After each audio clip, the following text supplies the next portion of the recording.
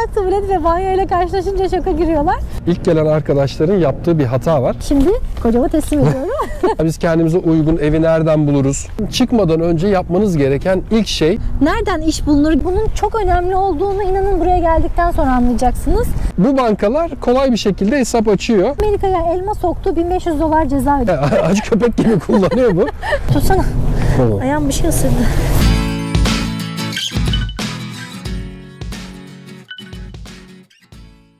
Herkese merhaba. Yine sizden gelen öneriler doğrultusunda oluşturduğumuz çok güzel bir video ile karşınızdayız. Bu videoda Amerika'ya ilk defa gelecek olan, hiç İngilizce bilmeyen, hiç Amerika'da tanıdığı olmayan kişiler için gerçekten rehber niteliğinde bilgiler olacak. Neler var bu videoda derseniz, nasıl ve nereden ev tutulur, nasıl araba alınır, nereden iş bulunur gibi ve hatta daha fazla aklınıza takılan bütün soruların cevabını bu videoda bulacaksınız. New Jersey normalde biliyorsunuz çok soğuk bir yer. Şu anda da sonbahardayız. Son sıcak günlerini yaşıyoruz diyebiliriz.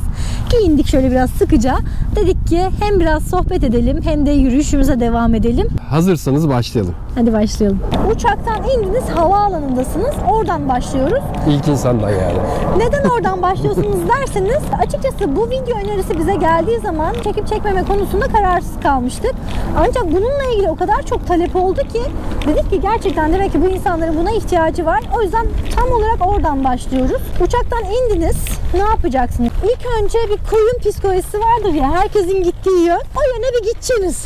Bir pasaport kontrolünden geçeceksiniz. Oraya da gelirken 2-3 cümle size anlatan, neden burada olduğunuzu, işte hani durumunuzu anlatan birilerine ya yazdırın ya da Google'dan bir şekilde translate yapın. O kağıtla birlikte pasaport memuru, yani polis memurunun yanına gidersiniz. Orada zaten hani İngilizce bilmediğiniz belli olacaktır. O yazıdan da anlayacaktır. Green Card'la geldiyseniz o hiç açılmaması gereken bir zarf var. Onu veriyorsunuz.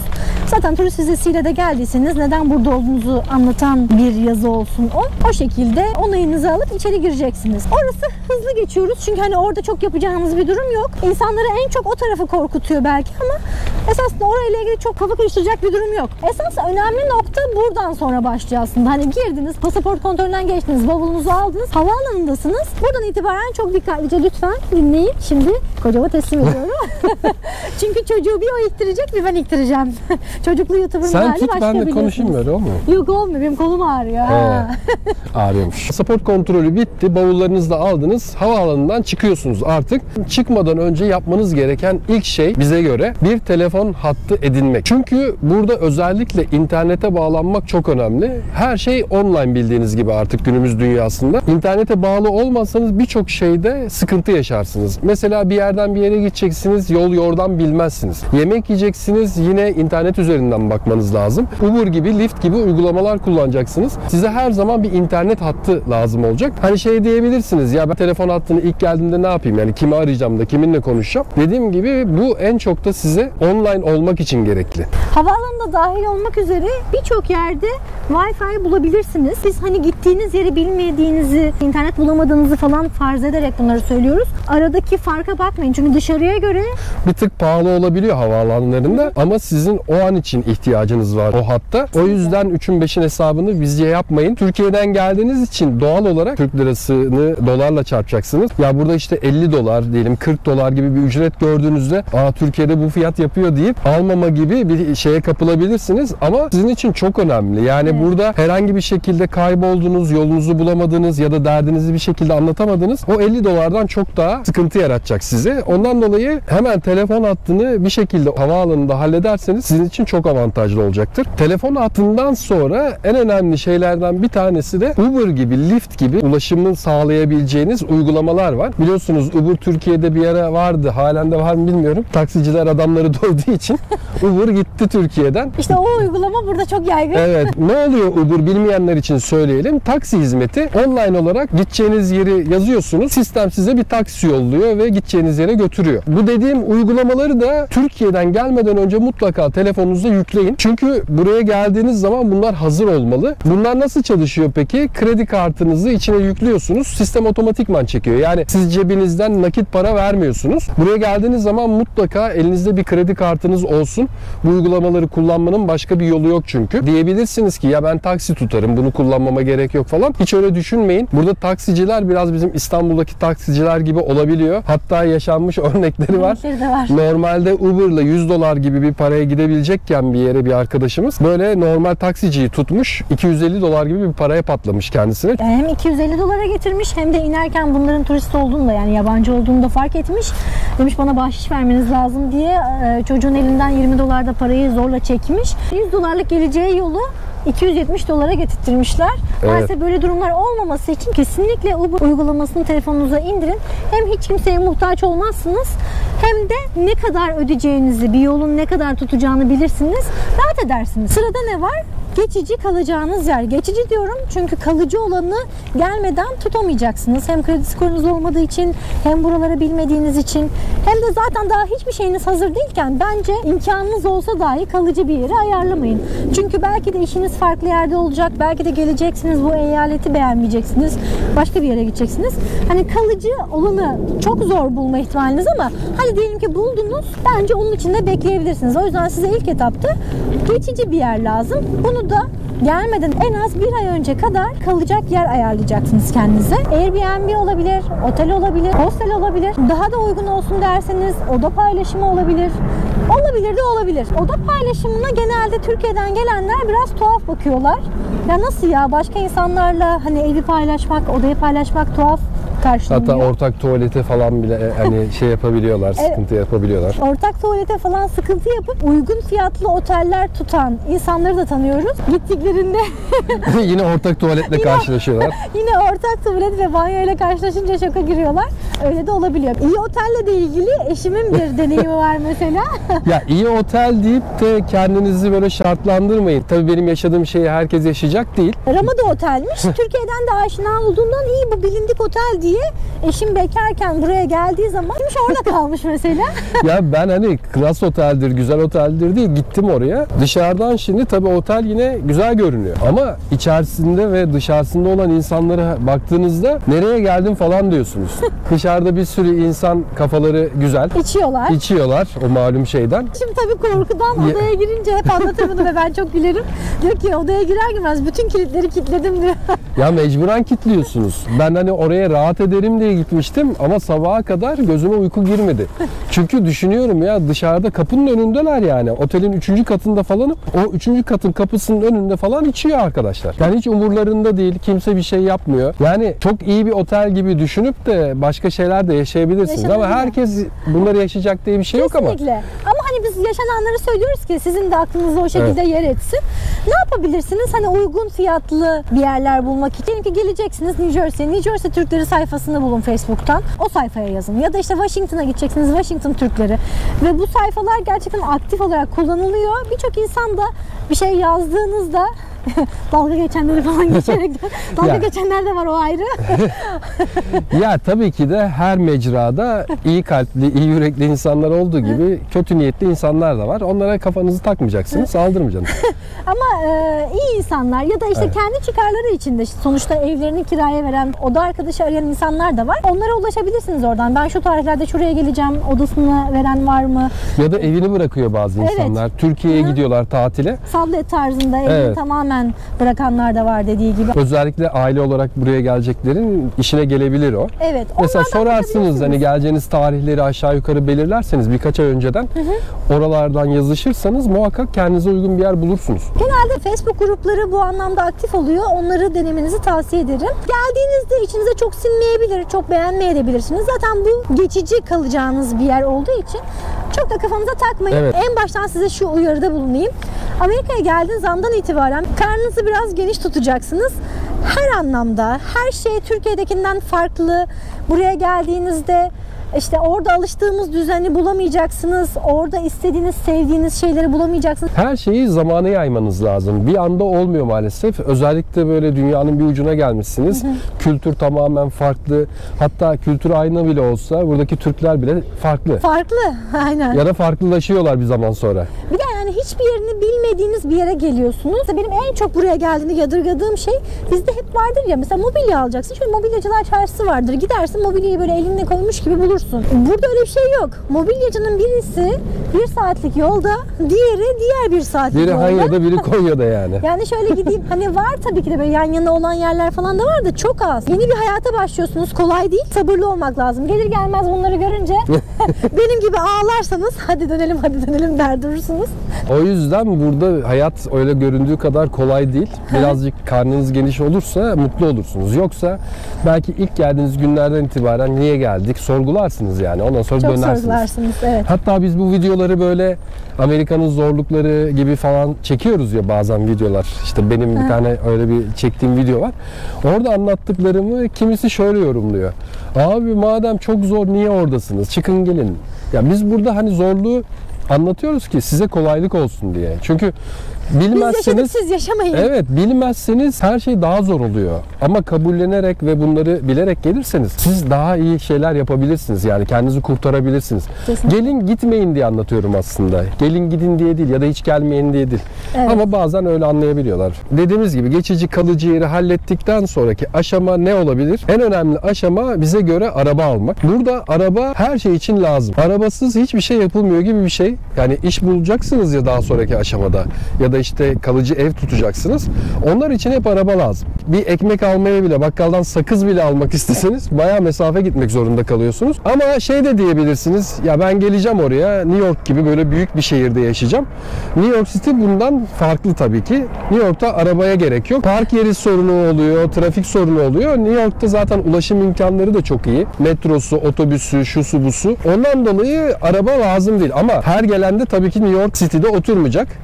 Zaten işi orada. Amerika'nın bence %90'ında araba ihtiyaç var. Tabii. Hani arada çıkıp şey diyorlar, ya bizim olduğumuz yerde araba ihtiyaç yok. Tabii ki de eğer downtown dedikleri o şehir merkezlerinde yaşıyorsanız araba varsa sorun oluyor. Tabii. Arabayı peki nereden bulursunuz? Uygun fiyatlı, bizi yolda bırakmayacak bir arabayı nereden buluruz? Bunun için tabii ki de 2 tane yol var. Birincisi sahibinden bulmak. Sahibinden bulmak aslında bizim Türkiye'deki gibi çok kolay olmayabiliyor. Çünkü bizde nedir? İnsanlar alır, arabasının üstüne bile yazar satılık araba diye. Burada da arada bir görüyorsunuz ama Türkiye'deki kadar yoğun değil. Çok nadir. Çok nadir görülüyor. Facebook Market var. Türkiye'de de kullanılıyor bildiğim kadarıyla ama burada yoğun kullanılıyor. Oradan bulabilirsiniz. İkinci bir seçenek Craigslist diye bir uygulama var. Craigslist'i ev bulma konusunda da kullanabilirsiniz. Farklı eşyalar bulma konusunda da yine kullanabilirsiniz. Ben 2 tane araba almıştım. İkisini de Craigslist'ten aldım. Craigslist'in sadece şöyle bir kötü tarafı var. O da üçkağıtçısı bol. Siz biraz dikkat edeceksiniz. Uyanık olursanız zaten dolandırılmazsınız. Senaryoya dikkat edeceksiniz. Adamın söylediği senaryo uyuyor mu? Evet, uyuyor mu diye. Aynı şekilde Facebook Market'te de dolandırılabilirsiniz ama gidip arabaya kendiniz bizatihi bakacaksınız zaten. İyi de anlıyorsanız arabadan hani o şekilde pek sıkıntı yaşamazsınız. Bir de galericiler var. Dealer diyorlar burada. Dealer'dan araba alabilirsiniz ama ben aynı Türkiye'deki mantıkla buradaki dealer'lardan yani galericilerden araba alınmasını çok tasvip etmiyorum. Çok da önermiyorum açıkçası. Sahibinden aldığınız araba diyelim ki $5.000 bir araba. Dealer'a gittiğiniz zaman o 7-8 bin dolarlara çıkabiliyor. $5.000 bir araba gördünüz. Sahibinden buldunuz.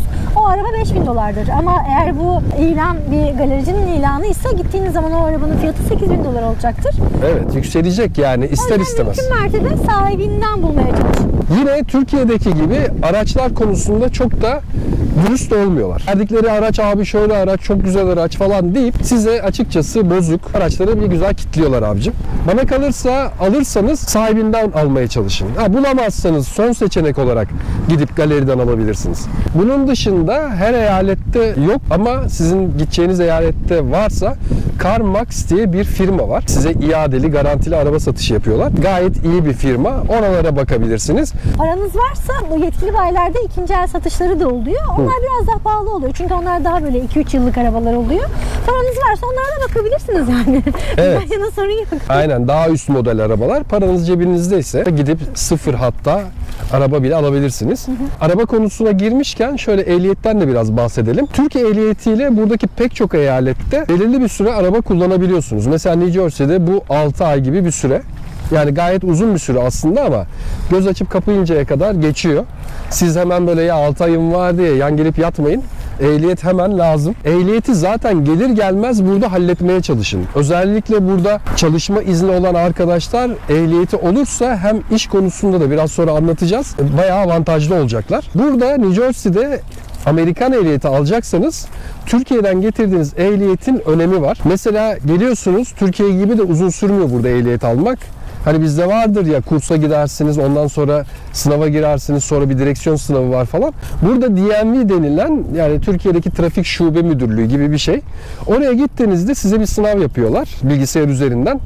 Sınavı geçerseniz, Türkiye ehliyetiniz de varsa hemen Amerikan ehliyetini basıp veriyorlar size. Burada ne kadar erken ehliyet alırsanız bu sizin için o kadar avantajlı oluyor. Ehliyet konusunu araba aldıktan sonra yapmayı beklemeyin. Hani araba bakarken bir yandan da ehliyet randevunuza başvurun. Bir an önce ehliyetiniz gelsin. Hemen araba kullanmayacağım, İşte biraz beklesin falan demeyin. Ehliyet Amerika'da sizin esasında varlığınızın da başlangıcı gibi olacak biraz Evet. da. Yani bu adam burada artık hayatını kurmaya başlamış. Bir kanıt yani bu onların elinde. Bir de şöyle oluyor, çünkü diyelim ki hakkınızda bir işlem yapılacak. Bu sizi bir polisin durdurması da olabilir ya da ne bileyim bir yerde bir işlem yapacaksınız. Amerikan ehliyetini çıkarttığınızda size olan yaklaşımları farklı olacaktır. Çünkü siz burada bir yasal bir statünüz varı ispatlıyor aslında ehliyetin olması. O yüzden mümkün mertebe gelir gelmez ehliyete başvurun. Bunları da hallettikten sonra sıra ev tutmaya geldi diyebilirsiniz ama hayır, ev tutmuyoruz. İlk önce çarkımızı döndürmemiz gerekiyor. Çarkımızı döndürmemiz için de iş bulmamız gerekiyor. Normalde İngilizce bilseniz şuradan çıkıp sokakta yürümeye başlasanız en az 10 tane eleman aranıyor ilanı bulursunuz. İş seçmiyorsanız Amerika'da işsiz kalmak diye bir şey yok zaten. Ancak kısıtlı bir çevreye sahipsiniz.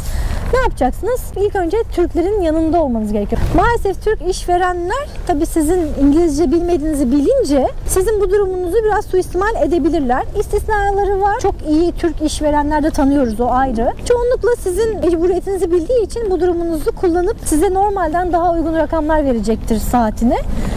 Siz de bir süre idare edeceksiniz, artık yapacak bir şey yok. Hiç kimseyi tanımıyorsunuz. İngilizceniz de yok. Ne yapacaksınız Amerika'da? Mecbur kendi dilinizde olan bir işte çalışmaya başlayacaksınız. Bir de bu iş konusunda şöyle de bir hataya düşüyor bazen buraya gelenler. Türkiye'de yaptıkları işle kıyaslıyorlar. Mesela işte Türkiye'de insanlar çok iyi işlerde çalışabilir. Doktor olabilir, mühendis olabilir ya da aklınızdaki herhangi böyle üst düzey bir iş olabilir. Buraya geldiğinizde artık o insan değilsiniz siz.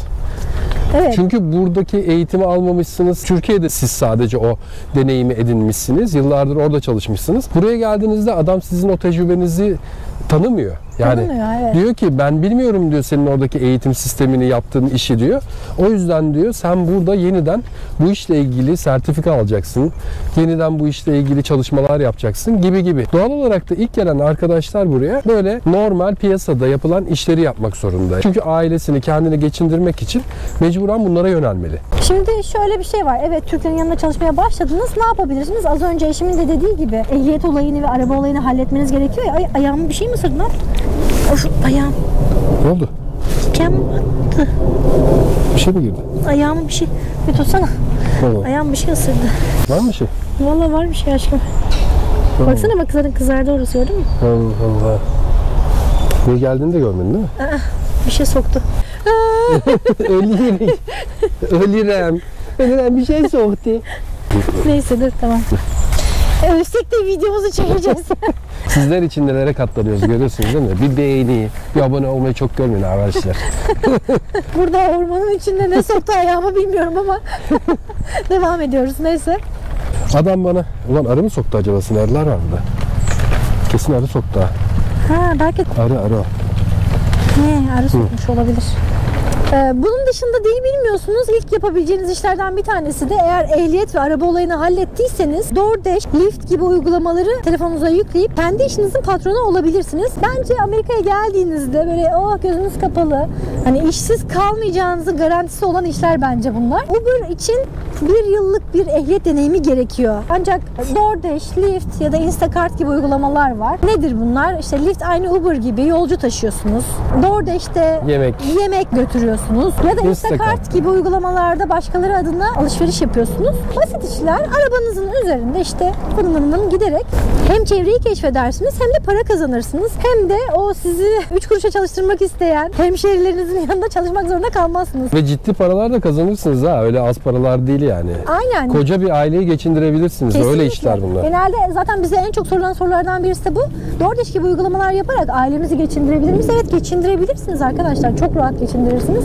Hatta bu konuyla ilgili hep bizde şöyle bir şey var. Ya gideceğim oralara da yemek mi dağıtacağım? Gideceğim oralara taksicilik mi yapacağım falan gibi böbürlenmeler, kibirlenmeler de olabiliyor. Maalesef nedense bu bizim kültürümüze mi has? Şimdi bunu söylüyorum diye beni yine taşlayacaklar. Yok.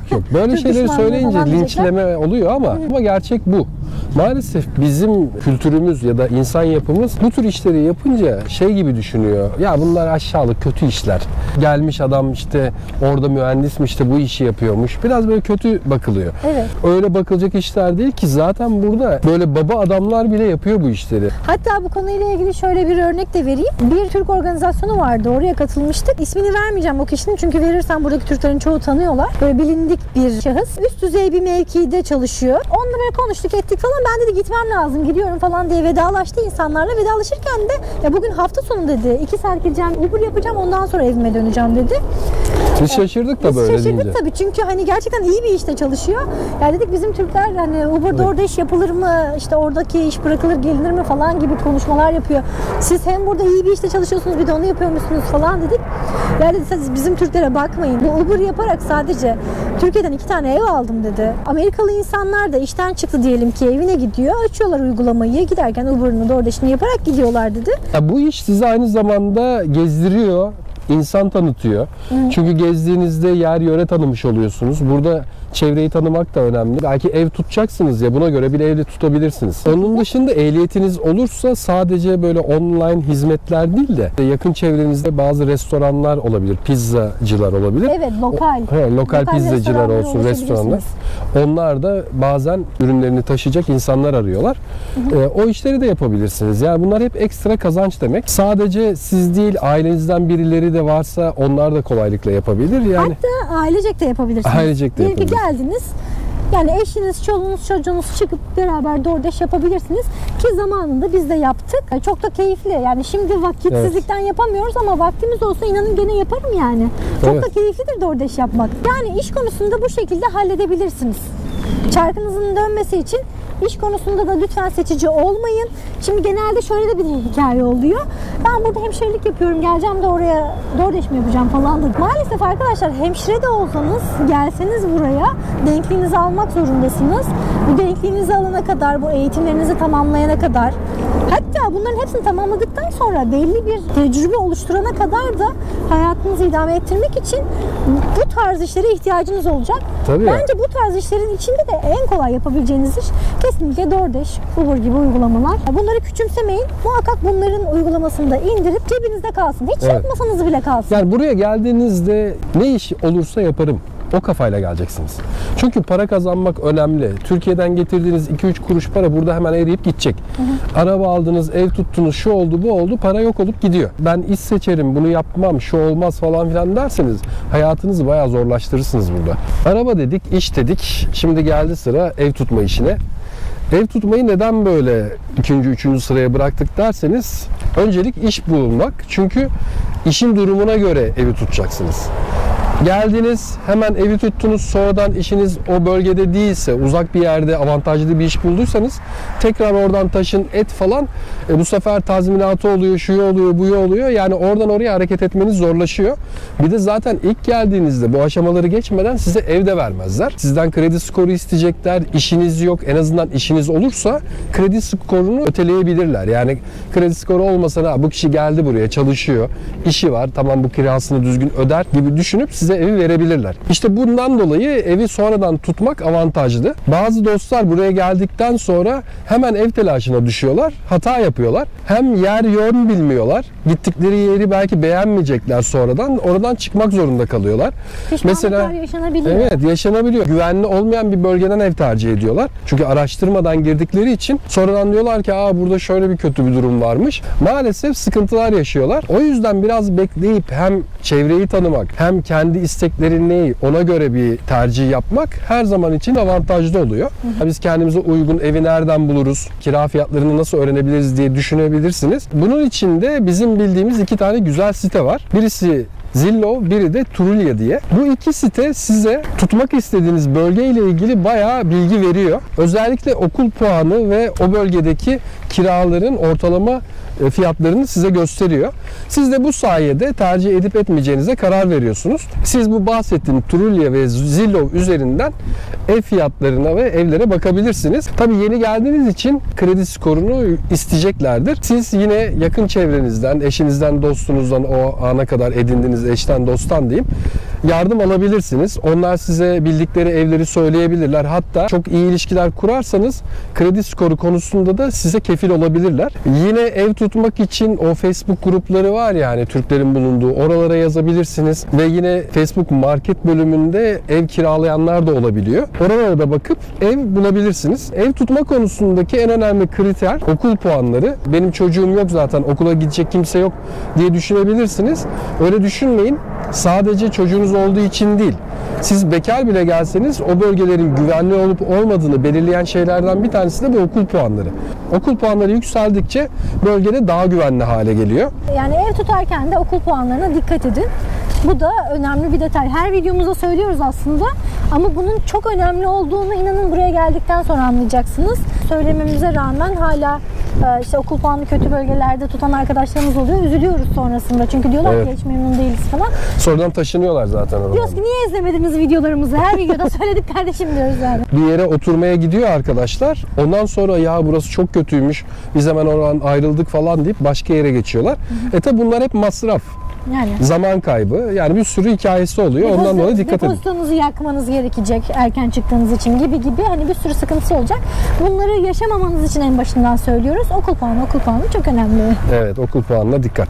Bir başka konu da buraya geldiğiniz zaman ilk fırsat bulduğunuzda hemen bir banka hesabı açmak. Çünkü banka hesabı açtığınız andan itibaren sizin burada artık kredi skoru dediğimiz olay yavaş yavaş oluşmaya başlıyor. Bazıları şey diyebilir, ya banka hesabı açmayla kredi skoru oluşmaz. Evet, ben de biliyorum onun öyle olmadığını ama şundan dolayı bankada hesabınız var. Oraya sürekli maaşınız yatıyor. Bir para giriş çıkışı var. Doğal olarak da sistem sizin artık burada yaşadığınızı görüyor. Zaten belli bir süre sonra da artık size kredi kartı önerileri gelmeye başlayacaktır. Ondan dolayı da kredi skorunuz yavaş yavaş oluşacak. Mesela ehliyet alacaksınız. Ehliyet alırken sizden 6 point dedikleri, yani 6 puanı doldurmanız gereken bir şey isteyecekler. O banka hesabı, bankamatik kartı ya da işte kredi kartı o puanlardan birini oluşturuyor. Özellikle kalıcı adresi olmayan birileri geldi buraya. Dedi ki biz nasıl bir banka hesabı açabiliriz?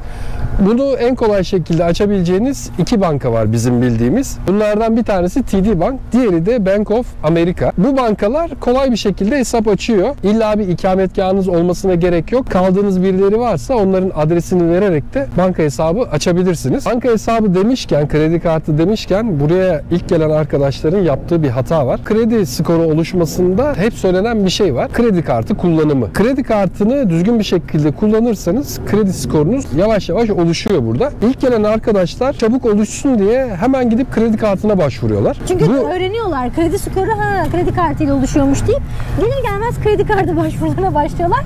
Bu en büyük hata. Vermiyor. Öteki bankaya, öteki vermiyor öbürüne. Bütün bankalara kredi kartı başvurusunda bulunuyorlar. Bu da yapılan en büyük hatalardan biri oluyor. Her kredi kartı başvurusu yaptığınızda aslında kredi skorunuz düşüyor. Sistem sizin krediye ihtiyacınız olduğunu görüyor ve sizin kredi skorunuzu sürekli olarak düşürüyor. Sanki hani hepsine başvurdukça ya bu kişinin paraya ihtiyacı var gibi bir durum algılanıyor. Dolayısıyla size kredi vermeleri de gittikçe imkansızlaşıyor. Bunu sakın yapmayın.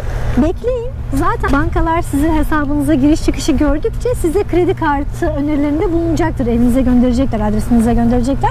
Onlar gönderdiği zaman başvuru yapmalısınız. Bekleyin. Çünkü burada giriyorsunuz mesela işte Macy's gibi ya da Marshalls gibi mağazalar var. Onlar bile hemen diyorlar ki kredi kartına başvurur musunuz? Onların kendi kredi kartları var. Siz de bir gazla diyorsunuz ki bunlar herhalde bana kredi kartı verecek. Hemen orada dolduruyorsunuz. Tamam diyorsunuz, alıyorum. Diyorlar ki yok, size kredi kartını veremiyormuşuz. Bu sefer ne oluyor? Kredi skorunuz düşüyor. Sistem bu şekilde işliyor. Her sizin hakkınızda bir kredi kontrolü sizin kredi skorunuzun düşmesine neden oluyor. Şimdi kredi kartını da aldığınızı kabul edelim.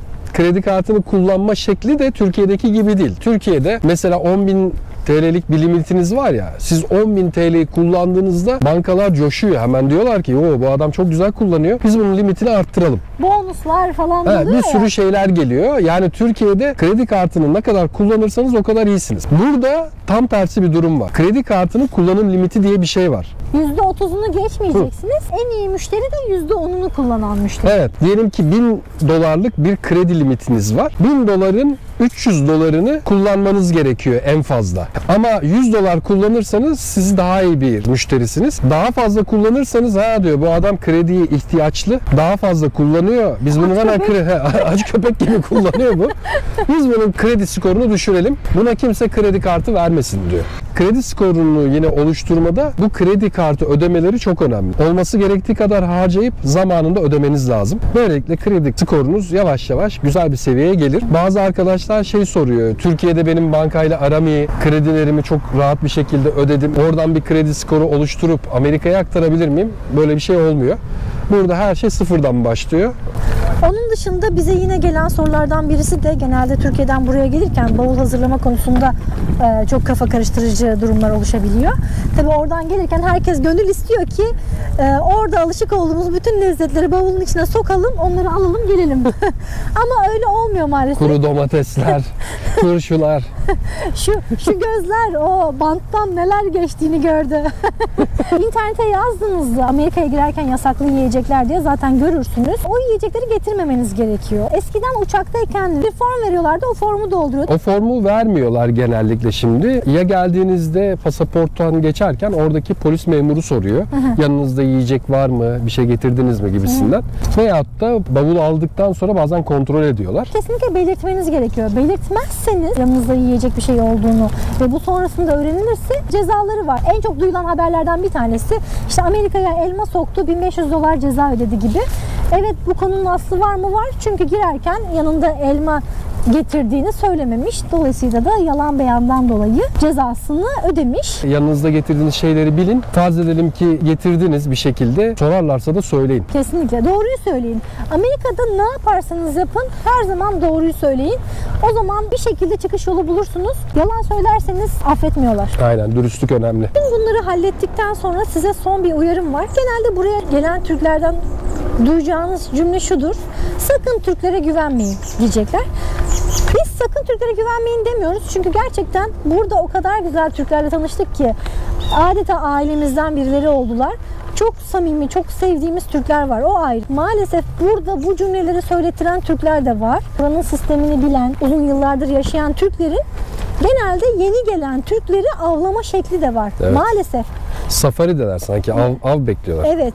Mesela geldiniz, sağlık sigortasının nasıl yapılacağını bilmiyorsunuz. Adam size diyor ki sen bana şu parayı verirsen bu parayı ben istemiyorum ama oraya şu kadar para ödersek sana sağlık sigortası yaptırırım gibi. Ya da işte sen bana şu kadar para verirsen şu avukat senin işini halleder gibi. Tabii siz de İngilizceniz olmadığı için, buranın sistemini de bilmediğiniz için güveniyorsunuz. Bu burada yıllardan beri yaşıyor daha mı? Zaten bir süre sizinle de böyle samimiyet kuruyor. Tabii. Siz de hani güven duygusuyla hareket ediyorsunuz. Ondan sonra da ne oluyor? İşte av olarak. Maalesef sizi avlıyorlar ve sizden gereksiz paralar talep edip maalesef dolandırma yoluna giriyorlar. Bununla ilgili o kadar çok hikayemiz var ki duyduğumuz. Anlatsak o ayrı bir video çekilir herhalde bu anlattıklarımızdan. Bu videoyu uzatmamak adına o konulara girmiyoruz. Ancak İnanın böyle kötü niyetli insanlar da var. Lütfen bunlara güvenmeyin. İngilizceniz yok diye sakın kendinizi yalnız ya da güvensiz hissetmeyin. İnanın burada başınız belaya girse, polise gitseniz, bankaya gitseniz ya da hastaneye gitseniz, yani aklınıza gelebilecek bütün kurumlarda size no English, Turkish dediğinizde, yani sadece bu 3 tane kelimeyi ezberleseniz, İngilizce yok, Türkçe. Yani bunu deseniz size inanın çevirmen bağlarlar. Hemen ya gelir oraya çevirmen ya da telefonla bağlarlar. Muhakkak derdinizi öğrenirler. Dikkat edin ya. Biz hani bunları uyarıyoruz. Videonun altına girip ya Türkleri güne gömdünüz falan diyeceksiniz. Gömerim kardeşim. Yani böyle olduğunuz sürece gömerim böyle yani. yapan Türkleri gömeriz kardeşim. Ben herkes için söylemiyorum. Bu videoyu kime çekiyoruz? Biz Türklere çekiyoruz. Yani Amerikalılar anlatmıyoruz kendimizi. Şimdi Türkiye'de yok mu üçkağıtçısı? O üçkağıtçılar gelmiyor mu buraya? Evet. Sadece buraya hep böyle dürüst insanlar mı geliyor? Öyle mi sanıyorsunuz? Maalesef her yerde olduğu gibi burada da var. Bilin, her şeyi öğrenin diye anlatıyoruz yani. Evet. Bizi kimse uyarmadı. Bizler sizi uyarmak istiyoruz. İnşallah faydalı oluyoruzdur. Tabii ki de yardım etmek isteyen, gerçekten sizi düşünen insanlar olacaktır. Onlara bile yani sonsuz güvenmeyin. Buralara niye geliyorsunuz? Yeni bir hayat kurmaya. Gelip de burada kimsenin sizin hayatınızı zehir etmesine izin vermeyin. Evet, bayağı gevezelik yaptık. Yürüyüş esnasında sizlerle bu deneyimlerimizi paylaştık. Bu videodan da bu kadar diyelim. Bir başka videoda görüşmek üzere. Kendinize iyi bakın. Hoşça kalın. Hoşçakalın.